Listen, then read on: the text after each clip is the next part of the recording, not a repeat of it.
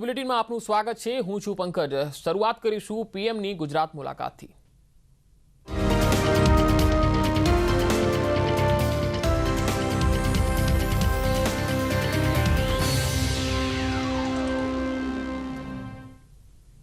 થોડી જ વારમાં પ્રધાનમંત્રી નરેન્દ્ર મોદી ગુજરાત આવવા માટે રવાના થશે। વાવાઝોડાની સ્થિતિનું હવાઈ નિરીક્ષણ કરશે। પીએમ દિલ્હીથી સવારે 9:30 કલાકે રવાના થશે અને સવારે 11:30 કલાકે જ ભાવનગર એરપોર્ટ ખાતે પહોંચી જશે। ઉના, જાફરાબાદ અને મહુવાનું હવાઈ નિરીક્ષણ કરશે। પીએમ દીવનું પણ હવાઈ નિરીક્ષણ કરશે અને ત્યાર પછી અમદાવાદમાં અધિકારીઓ સાથે બેઠક કરશે। એક રિવ્યુ બેઠક પણ યોજાશે।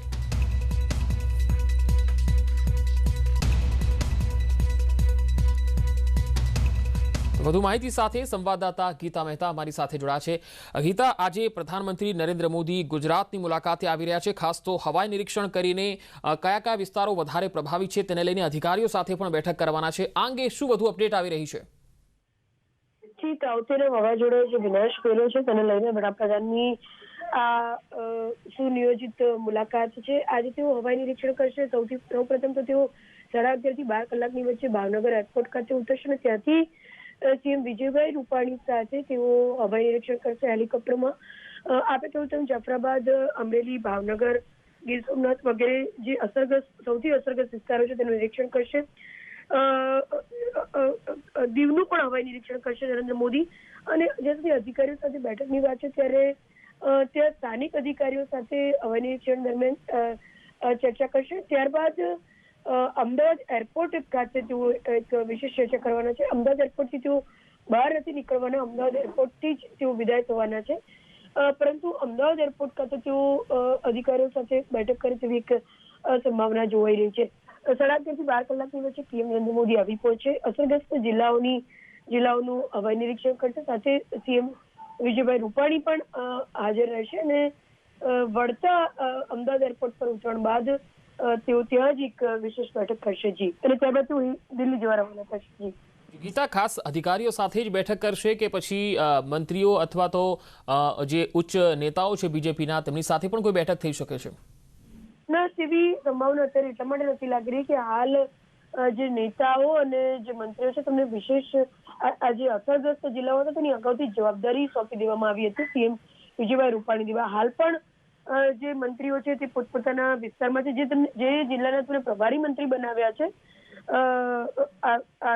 વરસાદ તાવતે વાવાઝોડાને લઈને જે જવાબદારી તેમને સોંપવામાં આવી છે, હજી પણ તેઓ તે જ જિલ્લામાં છે અને તે જ વિસ્તારોમાં છે। તેવું જ સામે પક્ષે ભાજપના નેતાઓમાં પણ છે, માત્ર મંત્રીઓ નહીં પરંતુ સ્થાનિક નેતાઓને પણ જવાબદારી સોંપવામાં આવી છે પ્રદેશ ભાજપ દ્વારા। એટલે એવી કોઈ મીટિંગ થાય જેમાં નેતાઓ હાજર રહે કે મંત્રીઓ હાજર રહે તેવું નહીં બને જી। જી ગીતા, આભાર સમગ્ર માહિતી આપવા માટે। તો સૌરાષ્ટ્રમાં તાવતે વાવાઝોડાએ જે રીતે વિનાશ ફેર્યો છે ત્યારે પીએમ નરેન્દ્ર મોદી આજે ગુજરાતની મુલાકાતે આવી રહ્યા છે। ભાવનગર ખાતે તેઓ પહોંચશે અને ત્યારબાદ હવાઈ નિરીક્ષણ કરશે ભાવનગર, અમરેલી, ગીર સોમનાથ અને દીવનું। તાવતે ખેડૂતોની કમર તોડી નાખી છે। ભારે વરસાદને પગલે ખેડૂતોને રોવાનો વારો આવ્યો।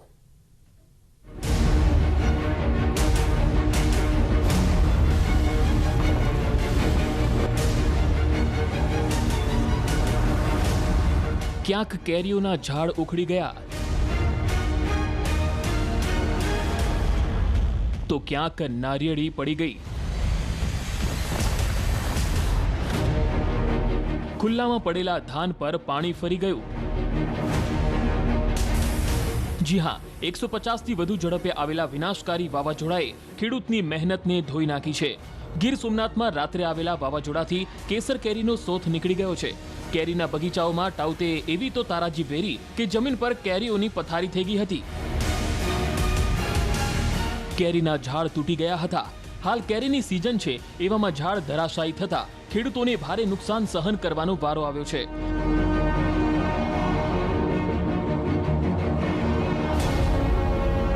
તો ઉના ખાતે ભારે પવનમાં નાળિયેરીને મોટા પાયે નુકસાન થયું છે। નાળિયેરીના ઝાડ નીચે પડી ગયા હતા।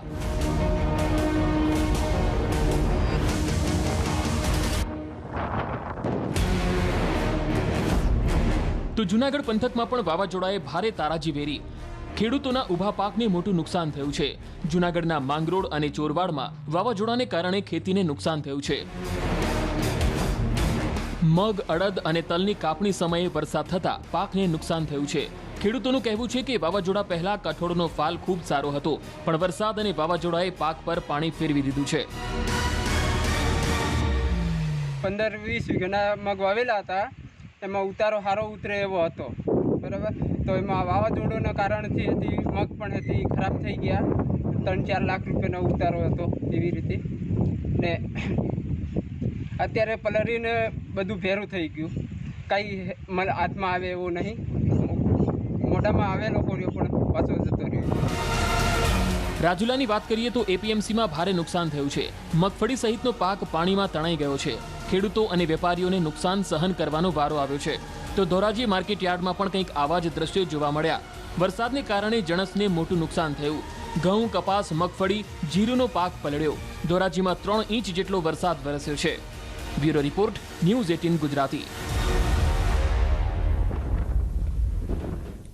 તાઉતે વાવાઝોડાનું સંકટ ઘટ્યું છે, પરંતુ સૌરાષ્ટ્રના દરિયાકાંઠા વિસ્તારમાં વાવાઝોડાએ ભારે તારાજી વેરી.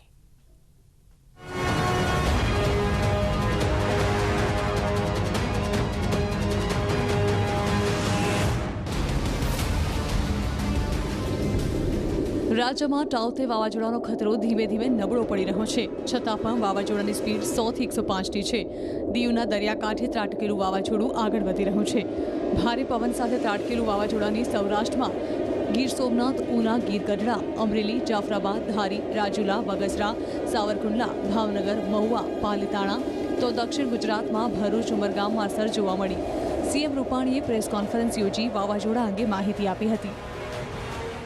સર્વે બધા કરી રહ્યા છીએ અને હજી પણ જે વિસ્તારોમાં 100થી વધુ સ્પીડે પવન ચાલી રહ્યો છે ત્યાં પણ આપણે ભવિષ્યમાં કેટલું નુકસાન થાય છે, શું થાય છે, એના આધાર ઉપર સર્વે કરીને આગળ રિસ્ટોર કરવાના પ્રયત્ન કરીશું. જો કે હજુ પણ ખતરો ટળ્યો નથી. વાવાઝોડાને કારણે જાનમાલને મોટું નુકસાન નથી, પણ 2437 ગામમાં વીજળી ડૂલ થઈ હતી, તો 484 ગામમાં વીજ પુરવઠો પૂર્વવત થયો છે. 220 કેવીના સ્ટેશન બંધ થઈ ગયા છે. 1081 થાંભલા, 40,000 વૃક્ષો પડી ગયા છે. 196 રસ્તા બંધ થઈ ગયા છે. 16,500 કાચા મકાન અસરગ્રસ્ત થયા છે, જેનો સર્વે ચાલુ છે. 35 તાલુકામાં 1 ઇંચ વરસાદ થયો છે. બગસરામાં 9 ઇંચ, ઉનામાં 8 ઇંચ, સાવરકુંડલામાં 8 ઇંચ, અમરેલી અને આસપાસના સ્થાનોમાં 5 ઇંચ વરસાદ વાવાઝોડાને કારણે પડ્યો છે. તો વાવાઝોડાને કારણે 3 લોકોના મોત થયા છે, જેમાં એક વાપી, એક રાજકોટ અને એક ગારિયાધારમાં 80 વર્ષના એક વૃદ્ધનું મોત થયું છે. આમ રાજ્યમાં વાવાઝોડાનું સંકટ ઘટ્યું છે, પણ મધ્ય ગુજરાતના કેટલાક વિસ્તારમાં વરસાદ વધ્યો છે. છતાં રાજ્ય સરકાર અને અધિકારીઓ દ્વારા વાવાઝોડા પર સ્ટેટ ડિઝાસ્ટર કંટ્રોલ રૂમમાં નજર રાખવામાં આવી રહી છે. Bureau report, news 18 Gujarati.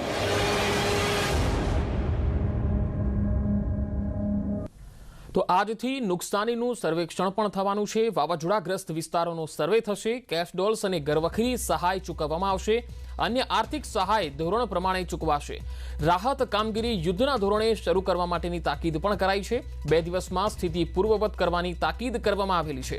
જે રીતે વાવાઝોડાએ સૌરાષ્ટ્રના અલગ અલગ વિસ્તારોમાં તારાજી વેરી છે, પ્રભાવિત થયા છે અનેક લોકો, અને તેવા વિસ્તારોમાં ખાસ તો ખેડૂતો જેમના ખેતરોમાં નુકસાન થયું છે, એવા કેરી પકવતા જે ખેડૂતો છે તેમને પણ નુકસાન થયું છે. સાથે સાથે ઘણા લોકોના ઘરોને નુકસાન પહોંચ્યું છે.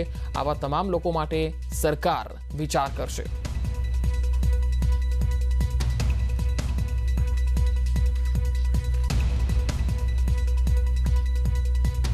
તો ગરીબ લોકોને કેશ ડોલ્સ, ઘરવખરી, કાચા મકાન, ઝૂંપડાઓનું જે તૂટી જવું અને ખેતીવાડીમાં જે નુકસાન થયું છે, પશુઓમાં જે નુકસાન થયું છે, આ પ્રકારે જે નુકસાન થયા છે એના તાત્કાલિક સર્વે અને સર્વેના આધાર ઉપર રાજ્ય સરકાર, આજે હું આપના માધ્યમથી ગુજરાતની જનતાને ખાતરી આપું છું કે બધાને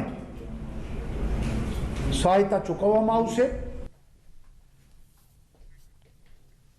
છેલ્લા 24 કલાકમાં 227 તાલુકામાં વરસાદ થયો છે. 139 તાલુકામાં 1 ઇંચથી વધુ વરસાદ થયો. 14 તાલુકામાં 5 ઇંચથી 9 ઇંચ વરસાદ થયો છે. નડિયાદમાં સૌથી વધુ 9 ઇંચ વરસાદ પડ્યો. ગીર ગઢડામાં 7.5 ઇંચ વરસાદ થયો. ઉનામાં 7 ઇંચ વરસાદ પડ્યો, જ્યારે ભાવનગરમાં 6.5 ઇંચ વરસાદ પડ્યો. મહુધા આણંદમાં 6.5 ઇંચ વરસાદ પડ્યો. ઉમરગામમાં અને માતર અને પારડીમાં 6 ઇંચ જેટલો વરસાદ ખાબક્યો.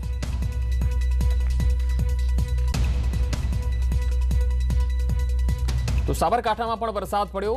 પ્રાંતિજ હિંમતનગરમાં 4 ઇંચ જેટલો વરસાદ પડ્યો છે, જ્યારે ઈડર અને તલોદમાં 3 ઇંચ વરસાદ પડ્યો.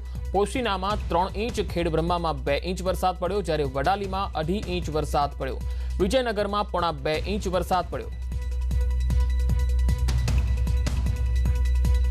તો ટાઉતે વાવાઝોડાને પગલે અરવલ્લી જિલ્લામાં પણ સાર્વત્રિક વરસાદ પડ્યો છે. ધનસુરામાં 4.5 ઇંચ, મોડાસામાં 4 ઇંચ, બાયડ તાલુકામાં 4 ઇંચ, ભિલોડા મેઘરજમાં 3.5 ઇંચ વરસાદ, જ્યારે માલપુરમાં 2.5 ઇંચ વરસાદ ખાબક્યો. હાલ જિલ્લામાં વરસાદે વિરામ લીધો છે, પરંતુ વાદળછાયું વાતાવરણ યથાવત છે. વાવાઝોડાથી ટેસ્ટિંગ ડોમને પણ નુકસાન પહોંચ્યું છે. અમદાવાદમાં કેટલાક ડોમને નુકસાન પહોંચ્યું છે. ભારે પવનને કારણે ડોમ ઉડી ગયા. રસીકરણની કામગીરીને પણ અહીંયા અસર થઈ છે. જીએમડીસી ગ્રાઉન્ડમાં પાણી ભરાઈ ગયા છે. તો વાવાઝોડાથી ટેસ્ટિંગ ડોમને નુકસાન પહોંચ્યું છે. અમદાવાદમાં અલગ અલગ વિસ્તારોમાં જે ટેસ્ટિંગ ડોમ મૂકવામાં આવ્યા છે તેને ભારે વરસાદ અને પવન ફૂંકાવાના કારણે નુકસાન થયું છે. ભારે પવનથી ડોમ ઉડી ગયા. રસીકરણની કામગીરીને અહીંયા અસર થઈ છે અને તેના પગલે જ અમદાવાદમાં રસીકરણની કામગીરી જે છે એ મોકૂફ પણ રાખવામાં આવેલી છે, કારણ કે નવી સૂચના ન મળે ત્યાં સુધી આ રસીકરણની કામગીરી અમદાવાદમાં નહીં થાય એવી જાણકારી ગઈકાલે જ અમદાવાદ મ્યુનિસિપલ કોર્પોરેશન તરફથી પ્રેસ નોટ રૂપે આપવામાં આવી હતી, જેમાં સાફ કહેવામાં આવ્યું હતું કે નવી સૂચના ન મળે ત્યાં સુધી અમદાવાદમાં વેક્સિનેશનનું જે કામ છે એ મોકૂફ રહેશે. નવી સૂચના મળશે ત્યારબાદ તુરંત જ વેક્સિનેશનનું કામકાજ શરૂ થઈ જશે. એનું કારણ એ છે કે જે ડોમ ઊભા કરવામાં આવ્યા છે એ ડોમમાં નુકસાન થયું છે અને તેના કારણે આ ડોમ ફરીથી ઊભા કરવા પડશે. ઘણી જગ્યાએ વ્યવસ્થા ખોરવાઈ હશે તો તેને વ્યવસ્થિત કરવી પડશે. જીએમડીસી ગ્રાઉન્ડથી હાલ સંવાદદાતા દીપિકા ખુમાણ અમારી સાથે જોડાયા છે. દીપિકા, અમદાવાદમાં કયા કયા વિસ્તારોમાં ટેસ્ટિંગ ડોમ છે તેને નુકસાન થયું છે?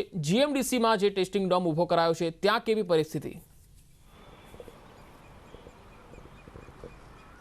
પંકજ, સૌથી પહેલાં જણાવી દઉં કે અમદાવાદ શહેરની અંદર જે પ્રકારે કોરોનાનો કહેર વધ્યો હતો તેને કારણે અમદાવાદ મહાનગરપાલિકા દ્વારા અમદાવાદ શહેરમાં અલગ અલગ વિસ્તારની અંદર કોરોના કિયોસ્ક એટલે કે કોરોના ડોમ જ્યાં મફત રેપિડ ટેસ્ટ કરાવી શકાય તે બાંધવામાં આવ્યા હતા. તમામ નેસ્તનાબૂદ થઈ ચૂક્યા છે અને અત્યારે હું જીએમડીસીના આપને વિઝ્યુઅલ્સ બતાવીશ. અમદાવાદ શહેરના જીએમડીસી વિસ્તારના વિઝ્યુઅલ્સ છે કે જ્યાં પાણી ભરાઈ ચૂકવાની ઘટના બની છે અને તેને કારણે ખાસ કરીને જેટલા પણ ડોમ છે તે તમામ ડોમ છે તે પણ પડી ચૂક્યા છે અને અત્યારે કોઈ પણ પ્રકારનું ટેસ્ટિંગ નથી થઈ રહ્યું છે. આમ તો વહેલી સવારે 8 વાગે જે લોકો કોરોના સંક્રમિત હોય અથવા તો તેમને જાણવું હોય તેઓ કોરોના સંક્રમિત છે તે લોકો ટેસ્ટ કરાવવા આવતા હોય છે અને ડ્રાઈવ થ્રુ ટેસ્ટની અમદાવાદ શહેરની અંદર 7 જગ્યાએ વ્યવસ્થા ગોઠવવામાં આવી છે. પરંતુ પરિસ્થિતિ એ સર્જાઈ છે કે અમદાવાદમાં જે પ્રકારે વાવાઝોડાને કારણે તબાહી મચી છે તેને કારણે જીએમડીસી વિસ્તારની અંદર આપ દ્રશ્યો જોઈ શકો છો કે જે પાણી છે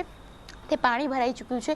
જીએમડીસીનો જે નીચાણવાળો વિસ્તાર છે ત્યાં પાણીમાં આ આખો વિસ્તાર ગરકાવ થઈ ચૂક્યો છે અને ખાસ કરીને જે ડોમ બાંધવામાં આવ્યા હતા તેને પણ આપ જોઈ શકો છો. આ ડોમ છે તે આ પ્રકારે હાલતમાં જોવા મળે છે. જે તેજ ગતિએ પવન ફૂંકાયો હતો તેને કારણે જે ડોમ છે તે ઊંધા પડી ગયા એ દ્રશ્યો પણ આપને બતાવી દઉં. પંકજ, જે પ્રકારે અમદાવાદ શહેરમાં તારાજી સર્જાઈ છે તેને કારણે ઘણું બધું નુકસાન થયું છે. આપ ડોમને જોઈ શકો છો, કચ્ચર ઘાણ ડોમનું વળી ગયું છે. જે ખુરશીઓ રાખવામાં આવી હોય, જે ટેબલ રાખવામાં આવી હોય તે તમામ વસ્તુઓનું કચ્ચર ઘાણ વળી ગયું છે. સારી વાત એ છે કે કાલે સમય સૂચકતાને પગલે જે કોઈ પણ લેબ હોય, અહીંયા સનફ્લાવર લેબ અને સુપ્રાટેક લેબ, આ બંને લેબે પોતાના મેડિકલ કર્મચારીઓને તૈનાત કરી દીધા હતા અને એટલું જ નહીં, તેમણે જે ટેસ્ટિંગ કીટ છે તેને પણ બચાવી લીધી હતી જેથી કરીને કોઈ મેડિકલ સાધનોનું નુકસાન ન થાય. ટેસ્ટિંગ કીટ છે તે પાણીમાં વહી ન જાય એટલે આ પ્રકારે વ્યવસ્થા ગોઠવવામાં આવી જેથી કરીને